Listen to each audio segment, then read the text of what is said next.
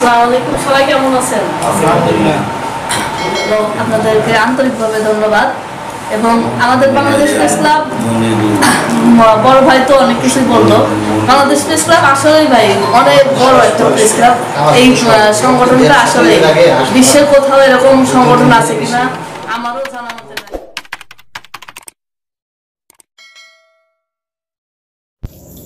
দুর্নীতি, fact and file Prakash, online channel অদ্ভুত ভীষণ অ্যাডমিন আমি শেখ মান্নান নতুন আরেকটি ব্যতিক্রম আকর্ষণীয় ফুটেজ নিয়ে হাজির হলাম। বাংলাদেশ প্রেস ক্লাব সিরাজগঞ্জ জেলা শাখা উদ্বোধন, আলোচনা সভা, দোয়া ও ইফতার মাহফিল 27 রমজান 28 মার্চ 2025 রোজ শুক্রবার। স্থান বাংলাদেশ প্রেস ক্লাব সিরাজগঞ্জ জেলা শাখা কার্যালয় সিরাজগঞ্জ। প্রিয় ভিউয়ার্স, ফুটেজটিতে লাইক, শেয়ার, সাবস্ক্রাইব দিতে ভুলবেন না। দয়া করে আপনার মূল্যবান হাতটি দিয়ে একটি কমেন্ট ও সাবস্ক্রাইব করুন। আপনার একটু সহযোগিতায় আমার সফলতা এনে দিতে পারেন।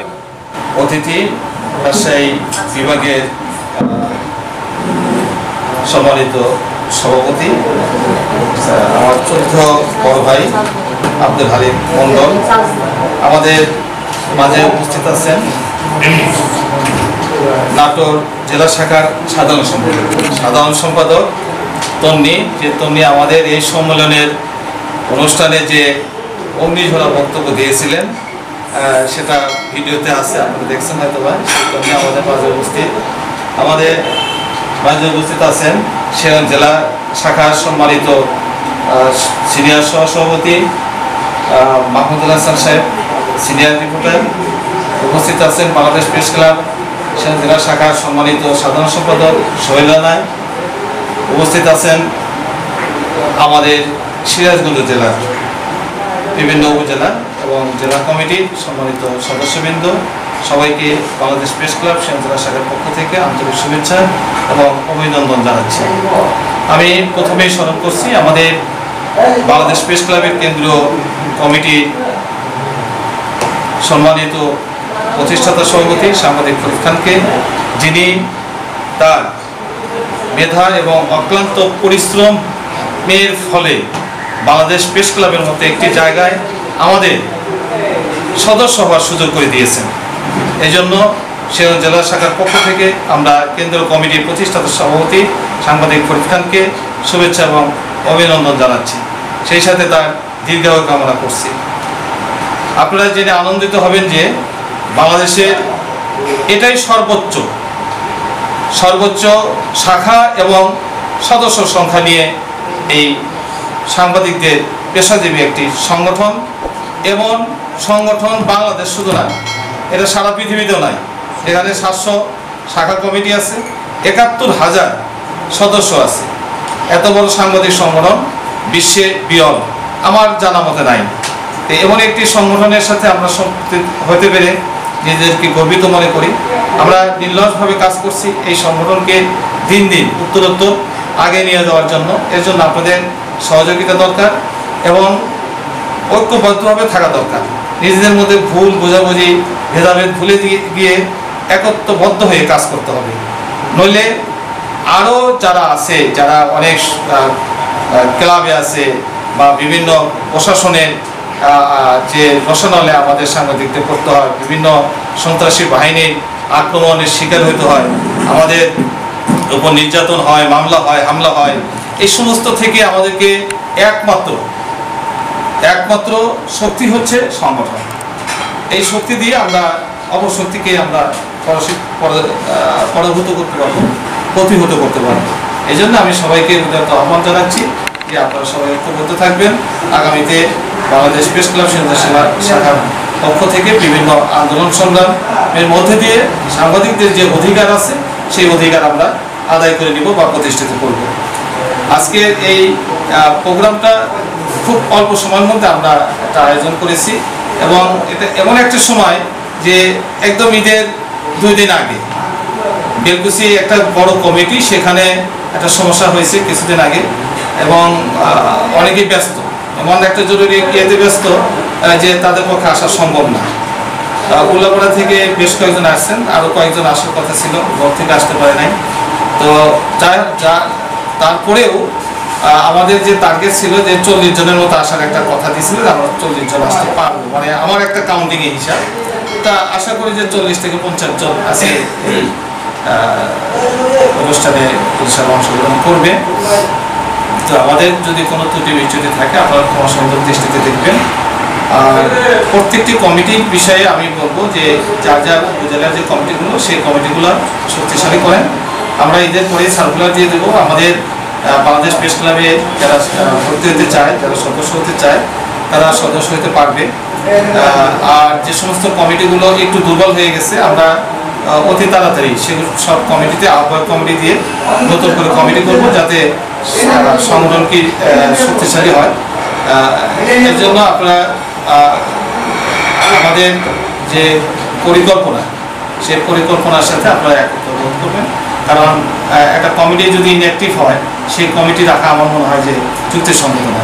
যদি ওখানকার কোনো সদস্য যদি বিপদগামী হয় আমার মনে হয় যে এই সদস্যকে রাখা মোটেও ঠিক না। আমরা কয়েকটা কমিটিকে দেখছি, দুই একটা লোকের জন্য কিন্তু একটা সংগঠনে নষ্ট হয়ে গেছে। এখানে আছে হয়তো তারা জানে যে আসলে কোথায় কি সমস্যাগুলো হয়েছে। আনিস সাহেব জানে বেলকুচির অবস্থা, আনিস সাহেব বেলকুচির যে অবস্থা, একটা লোকের বারবার ভুলের কারণে আপনাদের সংগঠন কিন্তু শেষ। তো এরকম যাতে আর না হয় এই জন্য আমরা খুবই সক্রিয়। আগামীতে আমরা প্রত্যেকটি উপজেলায় একটা আহ্বায়ক কমিটি দিয়ে পরবর্তীতে পূর্ণাঙ্গ কমিটি গঠন করবো যাতে সিরাজ জেলার কমিটি শক্তিশালী হয় এবং সকল সদস্যই আমাদের জেলা কমিটিতে অন্তর্ভুক্ত হবেন। যার যার নিজ নিজ যোগ্যতা এবং দক্ষতা অনুযায়ী আমরা জেলা কমিটিতে পদায়ন করব। সবাইকে ধন্যবাদ। আসসালামু আলাইকুম। তো এ পর্যায়ে আমি খুব সংক্ষিপ্ত আকারে শুভেচ্ছা বক্তব্য 1 মিনিটের জন্য সোহেল সাহেব সাধারণ সম্পাদককে বলার জন্য অনুরোধ। আসসালামু আলাইকুম ওয়া রাহমাতুল্লাহ। বাংলাদেশ প্রেস ক্লাব শাখা কর্তৃক আয়োজিত আজকের এই ইফতার মাহফিল আলোচনা সভার সভাপতি আমাদের মাঝে উপস্থিত আছেন আজকের প্রধান অতিথি বাংলাদেশ প্রেস ক্লাব রাজশাহী বিভাগীয় শাখার সম্মানিত সভাপতি চট্টগ্রামের বড় ভাই আব্দুল হালিম সহ বিভিন্ন উপজেলা থেকে আগত সম্মানিত সভাপতি, সাধারণ সম্পাদক, সভাপতি আমার আন্তরিক শুভেচ্ছা অভিনন্দন। আসলে বক্তব্য দেওয়ার কিছু নাই, আমাদের সিনিয়র পার্সন আসছেন, আমরা বক্তব্য দেবো, আমরা শুনবো ইনশাল্লাহ। আমরা যেভাবে দিক নির্দেশনা দিবে সেভাবে আমরা কাজ করবো। এগুলো অবশ্যই উনি নাটোর থেকে আসছে, আমরা তাদের কাছ থেকে সাংগঠনিক কিছু বক্তব্য শুনবো। আসসালামু আলাইকুম, সবাই কেমন আছেন? রাজশাহী বিভাগীয় সভাপতি উপস্থিত আছেন, এখানে আমাদের রাজশাহী বিভাগীয় সেক্রেটারি মহোদয় এবং আমাদের খুব কাছের একজন সোহেল ভাই এবং আমার পাশে আলম ভাই এবং এখানে উপস্থিত ছোট ভাই, বড় ভাই, সবার প্রতি আন্তরিক শুভেচ্ছা এবং ধন্যবাদ, কৃতজ্ঞতা প্রকাশ করছি। আপনারা সবাই উপস্থিত হয়েছেন সরসর শরীরে, এজন্য আপনাদেরকে আন্তরিকভাবে ধন্যবাদ।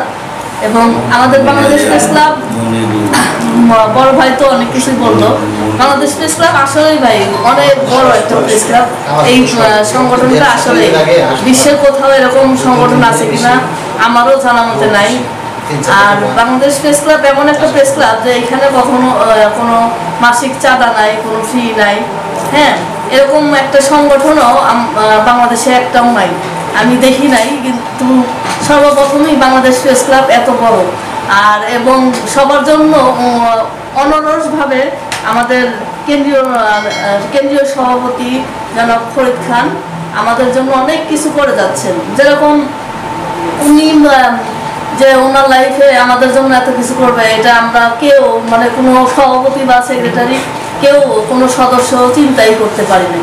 তো ওনার জন্য সকলে আপনারা দোয়া করবেন। আর কৃতজ্ঞতা প্রকাশ করছি। আরও আমাদের ফরিদ ভাই এগুলো উপস্থিত হওয়ার কথা ছিলেন, উনি আসতে পারে নাই, উনি অসুস্থ, যার কারণে উনি আসতে পারে নাই। আর প্রথমত উনি টেকনাম থেকে তেতুলে, আপনারা তো জানেনই, উনি প্রত্যেক দিনই প্রায় প্রোগ্রাম করে আসছে, কিন্তু হঠাৎ শারীরিক অবস্থা খারাপের জন্য উনি আসতে পারেনি। তো ওনার হয়ে আপনাদের কাছে সবার কাছে ক্ষমা চাচ্ছি। ঠিক আছে, পরবর্তীতে অনুষ্ঠানে ইনশাল্লাহ ওনারা আসবে। তো সংক্ষিপ্ত বক্তব্য। আসসালামু আলাইকুম, সকলেই ভালো থাকবেন। আসসালামু আলাইকুম। ধন্যবাদ তমনিকে। এই পর্যায়ে আমি বাংলাদেশ প্রেস ক্লাব সিরাজগঞ্জ জেলা শাখার সম্মানিত সিনিয়র সভাপতি সিনিয়র রিপোর্টার জনাব মাহমুদুল হাসানকে তার গুরুত্বপূর্ণ বক্তব্য রাখার জন্য বিশেষভাবে আহ্বান জানাচ্ছি। বিসমিল্লাহির রহমানির রহিম। আসসালামু আলাইকুম। উপস্থিত আমার প্রান্তীয় সাংবাদিক ভাইয়েরা, আমার প্রিয় বন্ধুগণ, আপনাদের সবাইকে রমজান মাসের উপলক্ষে শুভেচ্ছা জানাচ্ছি। আমার আন্তরিক ধন্যবাদ সবাইকে জানাচ্ছি। তবে কিছু কথা না বললেই নয়, যেটা না বললে হয়তো আপনাদেরকে মনে দুঃখ লাগতে পারে, কষ্ট লাগতে পারে। আমারও কষ্ট লাগছে। আমি যে আপনাদের যে কথাগুলো বলতে যাবো বা বলতে চাচ্ছি, আমারও কষ্ট লাগছে। কিন্তু কষ্ট লাগলেও এই যে ফরিদ ভাই জীবনের সাথে যুদ্ধ করে, সকলের সাথে যুদ্ধ করে আমাদের বাংলাদেশ প্রেস ক্লাব উপরে দিয়েছে।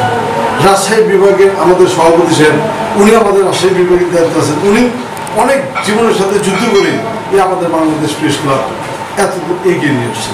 কিন্তু সে ধারাবাহিকতা আমরা কিন্তু আমাদের ব্যর্থতার কারণে আমরা কিন্তু আগায় নিয়ে আসতে পারি। আমরা কিন্তু খাটিয়াতে পাপা করে আমরা কিন্তু সামনের দিকে কিন্তু আসতে পারি না, বরঞ্চ আমরা পিছিয়ে গেছি। এটা সম্পূর্ণই আমাদের ব্যর্থতা। এবং আমাদের ব্যর্থতা বলতে আমি সভাপতিকে বলবো না, সভাপতির দায়িত্ব হচ্ছে সেক্রেটারিকে বলা।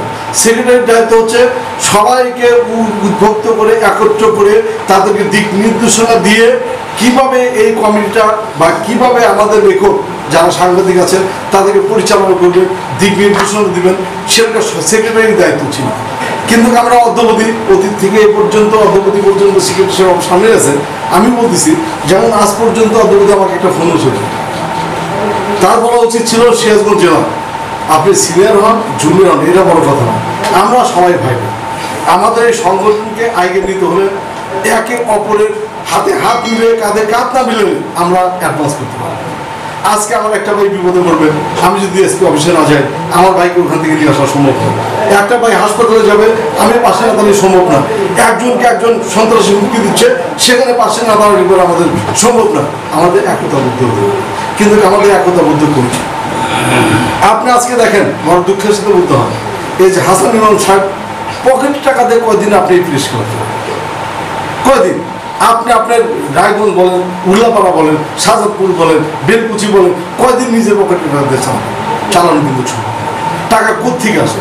আমরা যদি সত্যের পথে যদি চলি, সত্যের পথে চলে যদি আমরা ঠিকভাবে নিউজ যদি করি, টাকা আপনার পকেটে হেঁটে আসবে। তা বদ্ধভাবে আমরা কাজ করতে পারি। আপনারা যদি, আমি পারি না বেশ ভালো, আমি সেক্রেটারি, আমি তো 5টা সাংবাদিককে উল্লাপাড়া থেকে বলেন, সাজাদপুর থেকে বলেন, বেলকুচি থেকে বলেন, সিরাজগঞ্জ থেকে বলেন, আমি নিজে থেকে টিম গঠন করে নিয়ে যাই, আমি লেখা লিখি। আমি আপনার কাছে চাঁদা নিতে আসি। আপনি অধ্যক্ষ আপনি কি কি ব্লক তৈরি করছেন, কত সেফটি, কত ভাই কত দিয়ে আপনি ঢালাই করার কথা, কি ঢালাই করতেছেন আমি হাইলাইট করি। আপনি টেন্ডার বাজি করছেন, আমি হাইলাইট করবো। আপনি প্রশাসন পয়সা নিয়ে আপনার আসামির দিকে ছেড়ে দিচ্ছেন, পয়সা নিয়ে আপনি আসামির দিকে ঢুকাচ্ছেন, কে সাংবাদিক ছেড়ে দিচ্ছে যেতে দাও। এর চিন্তা আপনি সম্মান কোথায় পাবেন? সম্মানটাকে অর্জন করেন। আমি অনেক কথা বললাম, আমার কথাতে সবার মধ্যে কেউ যদি কষ্ট পেয়ে থাকেন, আল্লাহ তাআলাকে সুন্দর ক্ষমার দৃষ্টিতে দেখবেন।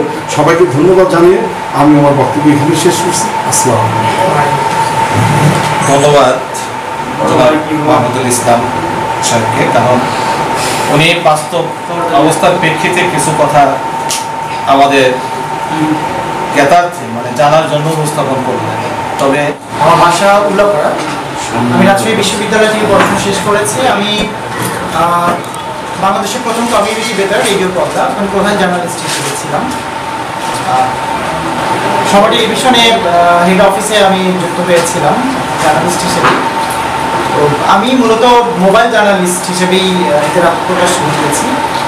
মোবাইল সাংবাদিকতার উপরে কিছুটা কাজ শেখার সুযোগ হয়েছে এবং এই ধারাবাহিকতা নিয়েই আমি আগানোর চেষ্টা করছি। তো আমার যেটা মনে হয়, যেহেতু আপনাদের সবার মাঝে ছোট্ট, একদমই ছোট শিক্ষানবিশ হিসাবেই আছি আমি, তো আপনাদের প্রথমেই ধন্যবাদ জানাচ্ছি আমাকে একটু ফোন দেওয়ার জন্য।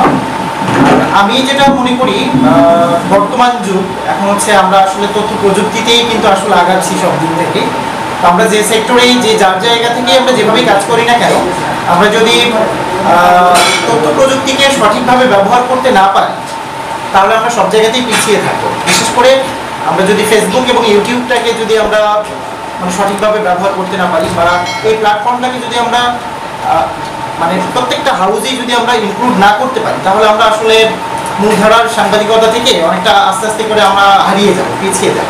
আমরা যদি একটু খেয়াল করি যে বড় বড় প্রতিষ্ঠানগুলো যেগুলো আছে, প্রথম আলো থেকে শুরু করে সময় টেলিভিশন বলি বা যারাই বলি, তারা কিন্তু আসলে ফোকাসে এসেছে বলা যেতে পারে মানে পত্রিকার জায়গাতেই আছে, কিন্তু বর্তমানে তাৎক্ষণিক আসলে সংবাদ যেটা এটা উপস্থাপন করার জন্য কিন্তু তারা আসলে ফেসবুক পেজটাকেই আসলে ব্যবহার করছে।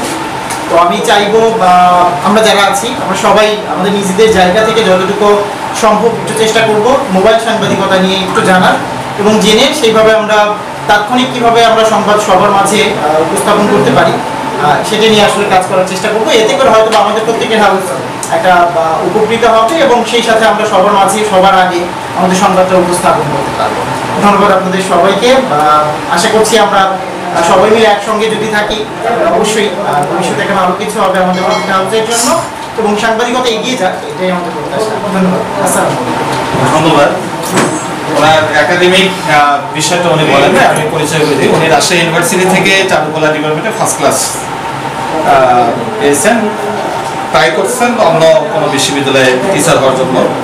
এবং জার্নালিজমে ওনার যে এক্সপিরিয়েন্স, ওনার যে আমি দেখেছি, তো ওনার মতো একজন ব্যক্তি যে আমাদের এই সংগঠনের পাশে গেছে, এই জন্য আসলে আমরা গর্বিত আর কি।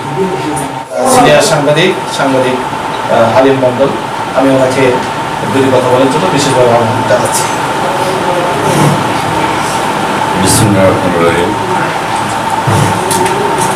বাংলাদেশ প্রেস ক্লাব শেরপুর জেলা কর্তৃক আয়োজিত আজকের ইফতার আলোচনায় সম্মানিত সভাপতি উপস্থিত, আমার বিভাগীয় কমিটির সাধারণ সম্পাদক, সিরাজগঞ্জ জেলা শাখা সিনিয়র সহসভাপতি, সাধারণ সম্পাদক, বিভিন্ন উপজেলা সভাপতি, সাধারণ সম্পাদক ও সাংবাদিক ভাইয়েরা, আমি সংক্ষিপ্ত দুটি কথা বলব, যেটা শুধু সাংগঠনিক কয়েকটা কথা। যে আজকে আমরা স্মরণ করব যিনি আমাদেরকে এই বাংলাদেশ প্রেস ক্লাবের একটা সদস্য হওয়ার জন্য, একটা কর্মী হওয়ার জন্য একটা সংগঠন সরকার থেকে অনুমোদন নিয়ে একটা সংগঠন সৃষ্টি করেছেন। তিনি হলেন সাংবাদিক ফরিদ খান। উনি যদি আজকে এই সংগঠন সরকার থেকে রেজিস্ট্রেশন নিয়ে এই সংগঠন না করতেন, আজকে আমরা পরিচয় দিয়ে আমরা বলতে পারতাম না যে আমরা বাংলাদেশ প্রেস ক্লাবের একজন কর্মী।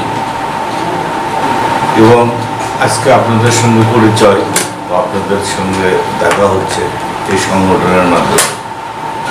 এই সংগঠনে যদি আমরা না থাকতাম, একজন কর্মী বা একজন সদস্য না হতাম, তাহলে আপনাদের সঙ্গে দেখা হতো না, এভাবে আমরা পরিচিত হতাম না।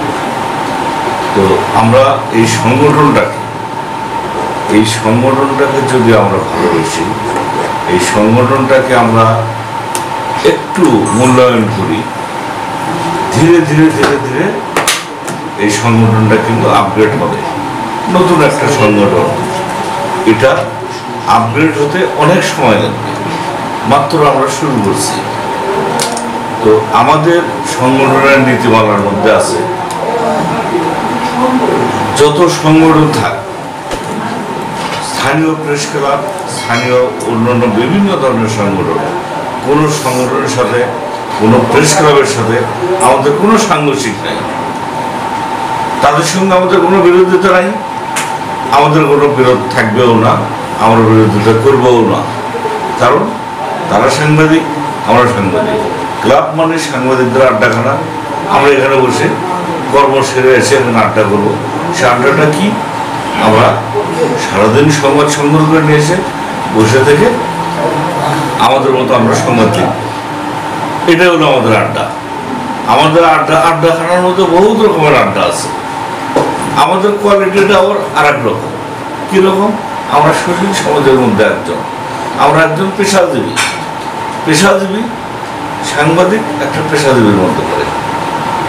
আমরা কিন্তু চাকরিজীবী না, আমরা পেশাজীবী। আমাদের পেশা সাংবাদিক। আমরা দেশের জন্য, জনগণের জন্য, এই দেশের কল্যাণের জন্য আমরা কাজ করি। আজকে এই সাংবাদিক সমাজ না থাকলে এই রাষ্ট্রের কোনো ভূমিকা থাকতো না, এই রাষ্ট্রের অস্তিত্ব বিলীন হয়ে যেত। এই রাষ্ট্রের কাঠামো বলে কোনো কিছু টিকে থাকতো না। কারণ আমাদেরকে এই সরকার, এই রাষ্ট্র এমন একটি ক্ষমতা দিয়েছে যে একটা কথা আপনি লুকানো একটা জিনিস, বিষয়বস্তু, আপনি একটা কর্ম করছেন, সেই কর্মটা দেশের জন্য, জাতির জন্য ক্ষতিকর, সেটা আমরা জানতে পেরে আমরা জনসম্মুখে সবার মাঝে বিস্তার লাভ করে দিচ্ছি। এই যে একটা ক্ষমতা, এই যে একটা ম্যাজিস্ট্রেট ক্ষমতা, এটা আমাদেরকে রাষ্ট্রই দিয়েছে। যেমন একজন ম্যাজিস্ট্রেট সে যে কোনো জায়গায় গিয়ে একটা অন্যায় অপকর্মকে সে ওখানে জনসম্মুখে ওখানে তাৎক্ষণিক বিচার করতে হবে।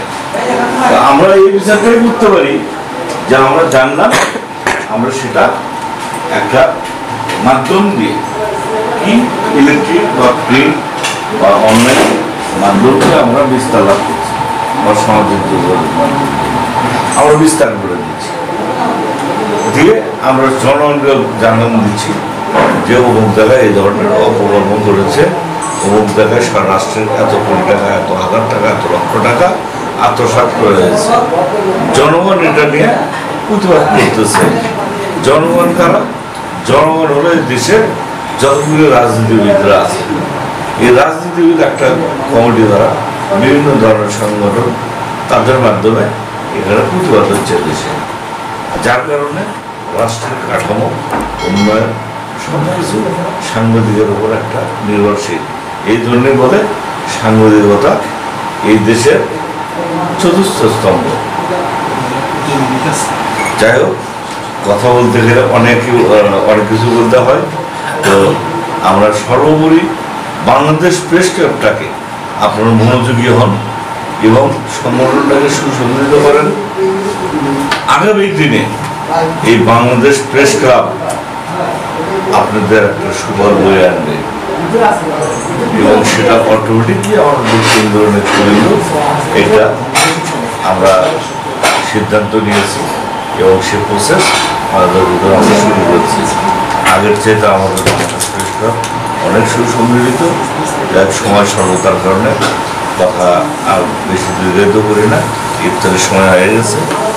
এ বলে আমি আমার সংক্ষিপ্ত বক্তব্য করছি।